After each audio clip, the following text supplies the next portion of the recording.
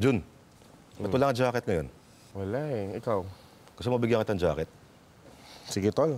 Wala akong jacket. Wala kang jacket. Oh. Mga tol, welcome po sa isang episode ng Wasak. Ang bisita natin ngayong gabi, walang iba, kundi ang TV5 princess na dati ay prinsesa ng mga pusa, ngayon ay undercover. Si Mona RC Munoz. Magandang gabi, Mona. Thank you. Ano ba tawag siya, Mona o RC? Yung mga kaibigan ko, Mona. Mona. Showbiz, RC. May tanong ka kanina tungkol sa buhok niya. Totoo ba yung buhok mo? Oo. Hindi. Hindi. Ang ganda ng buhok mo, no? Hindi siya Ano tawag sa totoo. ganyang style? After make-out style. Yung ginulo na yung buhok. Ayun. Yun. Hindi, pero pagigising ko na. Kaya ganyan. Ganyan siya. May na-imagine ako bigla. Yung tipong bagong, ano? Gising. Bagong gising. Bagong gising. Ginanon kapag bagong gising. Ikaw ba nagkaganon ka pa? May opening ba sa undercover? Kailangan ba ng trabaho? May kailangan ng trabaho sa undercover. Kasi may mawawala ng trabaho ngayon. Nag-prepare ka ng role mo sa undercover. Ballet teacher? Ano ba alam mo sa ballet? Wala. Wala akong alam kahit na ano sa sayaw. Tapos 2 araw lang after StoryCon, nag-taping Shoot kami kaagad. Mhm. Nung nagbabagang Bulaklak kami, dun ako talaga, kasi sayaw din yun eh. Show namin, yun yung show namin ni Ritz. Oo. Pupunta tayo dyan mamaya kasi mahirap din na role yun. Kasi nakakamisyon kayo palagi at nasa ilog lang kayo lagi. Kaya nga eh. At nakaupo kayo sa mga bato-batuhan. Bilang director naman namin, si Direk John, so tiwala naman kami na kung hindi naman niya kami lalagay doon sa medyo malasong ano, hindi. Nakakala mo. Oo. Hindi, medyo daring yung role na yun and for a primetime show. Medyo matindi yung matagal-tagal na tayo hindi nakanood ng 2 babae na nakaputing kamisyon. Nasa ilog. Na see-through. Nasa ilog. Ilog, See-through. Wala ba dumating na mga katulad ko? May bigote. Oo. Parang gumagano'n dyan. Bawal Mga tao. hapon. Ganyan. Bawal. Bawal ang tao nung shoot namin yun. Yung mga Director lang nandoon sa cameraman. cameraman. Pero yung mga Mahirap ba yun para sa'yo? nakikiusoso. Oo, kasi hindi ako sanay. Tapos sobrang stricto ng magulang ko. Wala naman yata sanay na nakababad ka lang sa ilog buong araw eh, di ba? Tapos isipin mo, buong araw namin sinut yun, tapos parang 5 minuto lang pinalabas. At saka TV, hindi ka naman pwede palabas sa TV mo gano'n, di ba? Conservative kasi yung family ko eh. Sobrang strict ng airpods. Kaya Compare natin yon sa role mo sa Filina na bilang balot na balot naman. pero ibang klaseng balot yun. Masikip na balot kasi yun. Mainit yun. Prinsesa ng mga pusa. Ikaw ba nag-research ka sa mga kapusaan para sa role na Mahilig yun? din ako kasi sa pusa. Parang si Jun din. Ayun, hindi ako sa pusa eh. Oo.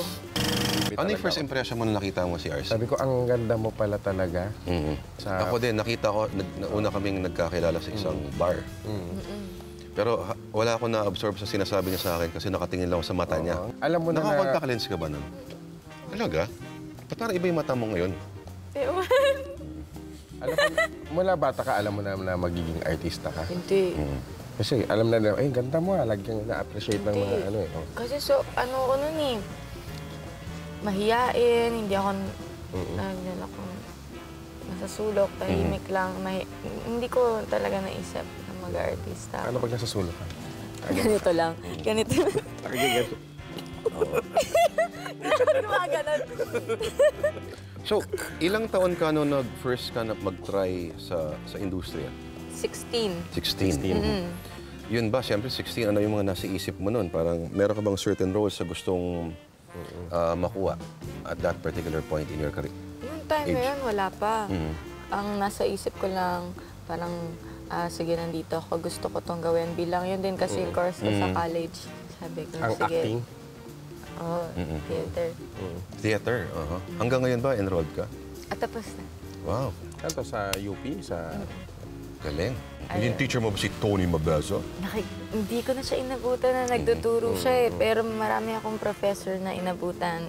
Tulad Sir Alex, Cortez, Oji, bago siya Kaya ka pala nawala. ganyan.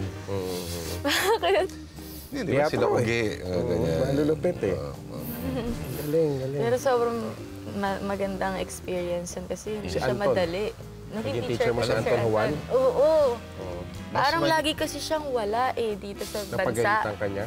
Hindi, Nasa mahilig Greece lagi. Oo, lagi nasa Sino Greece. mahilig magalit na ano? Lahat naman sila mahilig magalit. Uy, pero unang-unang namura ako ng director kay Sir Alex. Kasi late ako. Kasi ang hirap pa, may klase ka, tapos may rehearsal. So, pagpunta ko, Pero, Ganun. Yung kultura sa teatro, no? nauna ka mag-TV bago mag-teatro. hindi. College na ako nung Pumasok ka. pumasok ako. Buti hindi mo nakuha nila yung kakasigaw nila. Lagi silang galit sa kasigaw. Parang laging ngarag. Pero sabi, kasi ate ko graduate din siya ng Ng teatro teatro. doon. Sabi niya, buti daw hindi ko inabutan yung sobrang terror. Nag-mellow na silang lahat. Tumanda na kasi. Nagkasakit. Tapos tumanda na. Na-stroke. So, Uy, Sir OG, malangit na wa. Pero hindi ba sobrang... Huwag ganun. Sorry, tawa ako. Sa experience mo na yung rigor and discipline of theater, hindi ba mas madali na lang ito ginagawa mo para sa TV? Oo, mahirap talaga yung teatro. Sobrang disiplinado kami doon eh. Kaya hindi ko alam ba't ako ganito sa TV. Oo. Pampered ka sa TV. Oo, sobra doon. Ikaw magme-makeup sa sarili mo. Ikaw magtitimpla ng kape mo, ikaw skyflakes lang kayo. Dito Ano yung pagkain ng pusa? Pinapakain, sabi ng isang... Isa bang independent director? Oo, kami skyflakes naman. Bakit seryoso talaga yung Skyflix na yan? Seryoso, skyflakes? Baka naman kasi pag nagda-diet ka, Skyflakes. Kami rito, Skyflakes. adobo talaga, tsaka Kailangan maraming Skyflix kain. pag teatro. Hindi ko alam eh. Basta, siguro yun lang din kaya kasi wala masyado ang budget pag ano ka eh. Since nag-aral ka ng theater, meron ka bang minsan na ibang mas magaan na pananaw sa ginagawa mo sa telebisyon na parang it's not as challenging as the acting I do on stage? May gano'n ka bang Hindi perspective? naman, minsan nga nadadala ko kasi ang sa teatro, more sa audio, more sa voice. Voice, oh. Kapag sa TV, mas minimize yung Mga nuances. oo eh. So, actually, mas madali siya. Magaling ka ba mag-walling na? Walling. Alam mo, isang beses nag-walling out, napansin nga ni Direk John yun. Parang yung eksena, si Derek, kinuha na siya ng mga, ng mga kidnappers. kidnappers, Tapos ako nakakadena, sabi ko, naisip ko bigla, gusto ko mag-walling. Ayun, nagaling. Tapos after na eksena, so parang Ganyan ka talaga hindi yun. makukumpleto yung walling pag walang ganun eh. Ayun. Kapag yung walling mo ganun lang, hindi, Hindi siya Dapat may walling. ganun. kailangan may isa, kahit isa na ganun. Tapos sabi ko, Direk, nakapag-walling ako. Pangarap mo pala yun? Oo, kasi hindi ko pa nagagawa mag-walling. Parang pag Sino yung director ng time na si Direk Popel? John. Ano sabi ni Direk Direk John? John, sabi nga niya, nag-walling ka! Nag-walling ka! Sabi ko, nag-walling ako. Ano pakiramdam mag-walling? Kakaiba, kasi syempre, mga veteran nag-walling. Tapos hindi ko So, naman... veterano na rin ako. Hindi. Nag-walling ako dun sa Nag-walling ka? ginawa. Oo, nag-walling ako. Wala siyang choice, nakakadena siya eh. Nakakadena ako. Tapos yun yung pinakamagandang naisip ko na gawin na pag nakakadena ka, anong gagawin mo eh? Wala ka na... Ganun na lang. May ginawa tayong walling, di ba? Nakakang grasa. Iba yung pakiramdam eh. Parang feeling mo, galing mo. Oo, Wala feeling naman, ko- wala ka naman walling doon. Magaling. Ay, gagano lang pala. Kuskus ka lang doon.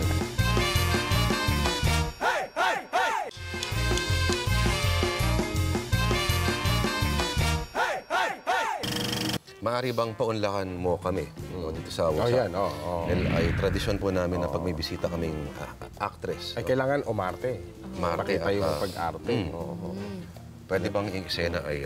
ano ba yung ayaw na ayaw mo na ginagawa sa isang lalaki? Oo. Siyempre, yung pinakaayaw mo, yung mahuhuli mo na may kasama. Oo. Ayan, oo. Nag-on nangyari na sa akin yun. Ay, ganun? Yun. Hinabol ko eh.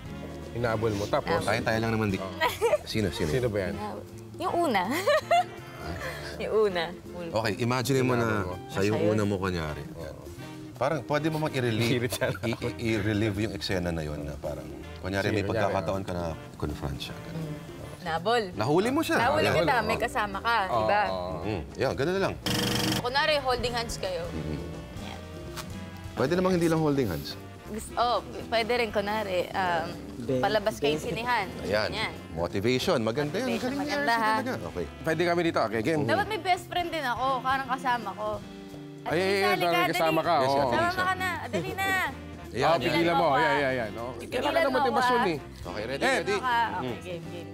Rolling, camera, action! Uy, Ben, gusto ganda ko naman. tayo. Sige, halika na. Ulitin natin yun na. Kumpare ko. Boyfriend ko ba? Cut. Okay. Ay, isa ba? Okay. Game. Kunyari, naabutan si June na may kasamang ibang lalaki. May husbands, kumpare. Yeah, may husbands Alright. ka pare. Programang to. Ready? Sequence 1. May husbands, kumpare. Action! Halika na, ganda na yung bagong movie ngayon, di ba? Ay. Kumpare ko, asawa sa trabaho. Padre, ang aking kasintahan. Siya ba? Pigilan mo ako. Magkaibigan na kami. Kailangan mo na sa ibang lugar. Ano mo nagawa to? Parang masakit yung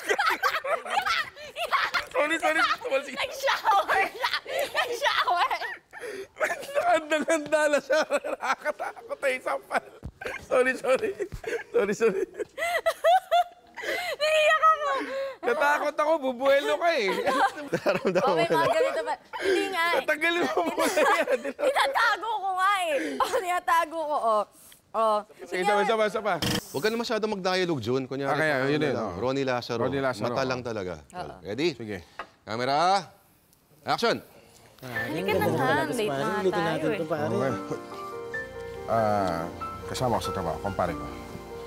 Ang aking kasintahan. Samahan mo lang yan. Okay.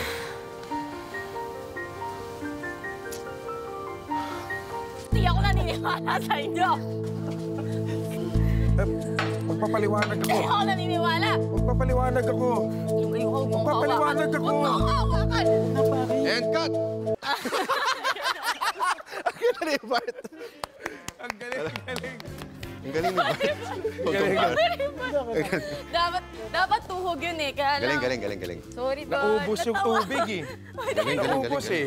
Uy, tinamaan ka ba doon sa tubig? Bart, pagawa ulit. Bart, isa pa, sorry. Buti Thank pagdating you. sa akin, naubos na eh. Oh, galing. Galing. Pero alam mo, pare, natakot ako kanina. Naramdaman ko yung ano niya eh. Pero Siyempre, pro na yan. ganito ka-eksena. Bro, Pro to eh. Bubuelo siya rin eh. Yung, Madali lang ba, dumating ba sa point sa career mo na ang dali lang i-switch on? Na parang, iyak ako, ganun. magagalit ako. Ito, pansin ko Ay, may ngayon. techniques. Pansin ko ngayon, naging glassy na yung eyes mo. Kanina, bago yung sa huling take, naramdaman ko na Naramdaman parang mo, no? seryoso na siya eh. Yung bubuelo na to eh. Sabi ko, masakit to pag sinampal ako Alam mo, na matindi kay RC. Hindi lang ba sa workshop yung dinaanan niya? Kurso talaga. Kurso niya yan. Oo, matindi yun. Tsaka dumaan niya sa mga malulupit na profesor ng Universidad ng Pilipinas. Okay, medyo seryoso ang tanong. Sinasabi lagi ng ibang mga artista, yung acting is truth. You find your truth. Pwede mo bang maipaliwanag yun in practical terms? Ang siguro ibig nilang sabihin, yung ilalagay mo yung sarili mo doon sa eksena. Kasi mahirap humugot from the past eh, which is usually ginagawa ng ibang artista. Or minsan ako ginagawa ko rin, pero mali. Mas luma ang ano na yun. Oo. Kumbaga dapat hanggat kaya mo na i-feel yung character mo na nandoon ka. Ako ganun kasi ginagawa ko eh. Depende kasi may kanya-kanyang technique silang ginagamit eh. Yung sa'yo, no acting. Kasi- Diba? May ganong ano rin, diba? Depende kasi minsan hindi ko rin magamit, mailagay talaga yung sarili ko. Lalo na pag masaya ako, tapos kailangan kong maging malungkot sa isang eksena o kailangan kong umiyak. Siya sabi nila, huhugot ka from your past experience na Oo. personal mong experience. Paano yan? Kung medyo Paano- relatively, wala ka pa naman masyadong Paano kung 16 pinagdaanan. years old ka pa lang? Yun, Wala yun pa. mismo, di ba? Parang ang hirap. So, kailangan minsan ilagay mo talaga yung sarili mo doon sa sitwasyon para maramdaman mo. Meron akong kakilala, bata, hindi talaga niya alam eh. Si Raisa May? Si Charming, yung Princess Charming, dating batang bakekang. Sabi ko, paano mo nagagawa? Kasi ako yung kontrabida niya Naumiyak dati. siya. Ang bilis niya, ang bilis. Yung talagang, sabi ko, ano iniisip mo? Iniisip Sinispan. daw niya, mga pinapatay na manok niya. Ay, may alaga siya. Yun lang daw iniisip niya. Ang bilis. Tapos hagulgol talaga. Kaya minsan, pag kontrabida sa yung bata, hindi ko siya magawang... Oo. Pero yun ang truth kasi niya. Hindi niya truth yung Maguindanao Massacre. Mas malapit sa kanya, yung trahedya ng namatay na manok. Oo. Paano kung Theater ka, seryosong ano to. Pero minsan nare-reconcile mo ba itong mga bagay na to? Tapos mag-host ka ng something like yung Wawa Willie, ganyan. May nakikita ka bang conflict sa ginagawa mo? Ako wala. Para sa akin, basta't gusto kong gawin, gagawin ko talaga. Kung masaya ka lang, no? Kung saan ako masaya, gagawin ko Pag talaga. stress na, Kasi madaling trabaho actually yung hosting eh. Unang-una, pasok ka, hindi Sigaw ka naman lang. maaga. Mhm. Tapos Tanghali. mo, tapos mo, tanghali. meron ka na agad 50 Ang mil. puhunan mo, boses lang. Tapos hindi naman ikaw lahat ng parte kasi madami kayo. Mhm. So nung in-offer sa akin yun, oo naman. Mhm. Oo naman. Gusto ko rin syempre matry lahat yan habang bata. Mhm. Sino Dito yung mga artista yung pangarap mong makasama sa isang project? Hindi ko pa nakakasama nga yung superstar. Si Miss Superstar. Nora Honor, hindi ko pa siya nakakasama. Marami. Pero excited ka na makasama? Oo, bilang pareho naman kami Nora nasa Honor? TV5. Cheers tayo. Yan, Your Honor. Mag-training ka na. Oo nga eh. Oo.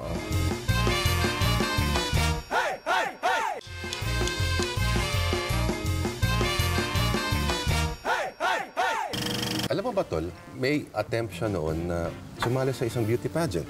Bakit? Sabi ko nga gusto ko Kaya nakapasok subukan siya sa lahat. Binibining Pilipinas. Oh, Miss tama ba? World. Miss World pala, sorry. Bakit? Gusto ko kasi subukan lahat eh. Sabi ko sa sarili ko, Mhm. bago ako tumanda at hindi ko na magagawa yun, gusto kong gawin lahat ngayon. Yung Miss World, yun talaga yung Pero gusto ko. nag-train Kasi ka wala talaga pang- for Miss World? Wala pang nananalo na Miss World na Pinay eh. So parang Wala sabi pa ko, ba? wala pa. Wala pa. So sabi ko, ako, halay mo, ganyan. Kaya gusto kong subukan. Eh nung nandun ako, ibang experience din siya eh.